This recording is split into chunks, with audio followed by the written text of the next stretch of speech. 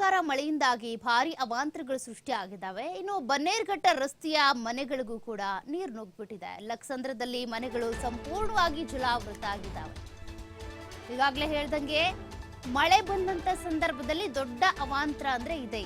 ಚರಂಡಿ ನೀರು, ರಸ್ತೆ ನೀರೆಲ್ಲ ಕೂಡ ಮನೆಗೆ ನುಗ್ಗಿಬಿಡುತ್ತೆ. ಒಂದ್ ರೀತಿ ಹೇಸಿಗೆ ವಾತಾವರಣ. ಚರಂಡಿ ನೀರು ಮನೆಗೆ ಬಂದು ನುಗ್ತು ಅಂದ್ರೆ ಮನೆಯಲ್ಲಿರುವಂತ ನಿವಾಸಿಗಳಿಗೆ ಅದನ್ನ ಹೊರಗೆ ಹಾಕೋದೇ ಒಂದು ಸಂಕಷ್ಟ. ಲಕ್ಸಂದ್ರದಲ್ಲಿ ಮನೆಗಳು ಸಂಪೂರ್ಣ ಜಲಾವೃತ ಆಗ್ಬಿಟ್ಟಿದ್ದಾವೆ. ಮನೆಗಳಿಗೆ ನೀರು ನುಗ್ಗಿರೋದ್ರಿಂದ ಅಲ್ಲಿದ್ದಂತ ವಸ್ತುಗಳು, ಸಾಮಗ್ರಿಗಳೆಲ್ಲವೂ ಕೂಡ ಹಾನಿಯಾಗಿವೆ. ಇನ್ನು ರಸ್ತೆ ತುಂಬಾ ಕೂಡ ನೀರು ನಿಂತ್ಕೊಂಡಿದೆ. ನೋಡಿ, ಬನ್ನೇರುಘಟ್ಟ ರಸ್ತೆಯ ದೃಶ್ಯಗಳನ್ನ ನೀವು ಗಮನಿಸ್ತಾ ಇದ್ದೀರಾ. ಲಕ್ಸಂದ್ರದಲ್ಲಿ ಮನೆಗಳು ಸಂಪೂರ್ಣ ಜಲಾವೃತ ಆಗಿದ್ದಾವೆ. ಒಂದು ರೀತಿ ದಿಗ್ಬಂಧನ. ಬಿಸಿಲು ಬಿಟ್ಟು ಮಳೆ ನೀರು ಇಂಗೋವರೆಗೂ ಕೂಡ ಇದೇ ರೀತಿ ವಾತಾವರಣ ಇರುತ್ತೆ. ಇನ್ನು ವಾಹನ ಸವಾರರು ಹೋಗ್ಬೇಕು ಅಂದ್ರೂ ಕೂಡ ಜೀವ ಎಡ್ಗೈಯಲ್ಲಿ ಅಂಗೈಯಲ್ಲಿ ಹಿಡ್ಕೊಂಡು ಓಡಾಡಬೇಕು. ಯಾಕೆಂದ್ರೆ ಎಲ್ಲಿ ಬಿದ್ರು ಎದ್ರು ಅದನ್ನ ಹೇಳೋದಕ್ಕಾಗಲ್ಲ. ಮೊದಲೇ ಗುಂಡಿಗಳಿರುವಂಥ ರಸ್ತೆ ಬೆಂಗಳೂರಿನಲ್ಲಿರುವಂಥ ರಸ್ತೆಗಳು.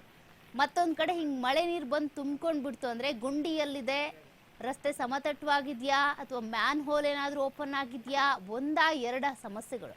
ಹಾಗಾಗಿನೇ ವರ್ಷವಿಡೀ ಬಡ್ಕೊಳ್ಳೋದು ಮಳೆಗಾಲ ಶುರುವಾಗೋದಕ್ಕೂ ಮುಂಚೆ ಆದಷ್ಟು ಇದ್ರ ಬಗ್ಗೆ ಎಚ್ಚರಿಕೆ ವಹಿಸಿ.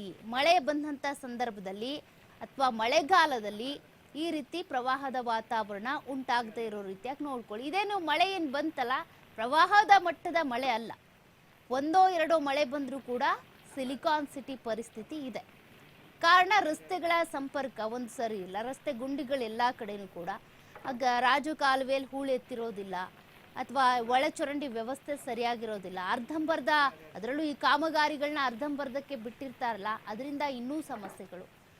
ಅಲ್ಲಲ್ಲಿ ಗುಂಡಿ ತೆಗೆದು ಬಿಟ್ಟಿರ್ತಾರೆ, ಕಾಮಗಾರಿ ಅರ್ಧಕ್ಕೆ ನಿಂತಿರುತ್ತೆ. ಇದರಿಂದ ಅನೇಕ ಸಮಸ್ಯೆಗಳು ಉಂಟಾಗ್ತಾ ಇವೆ.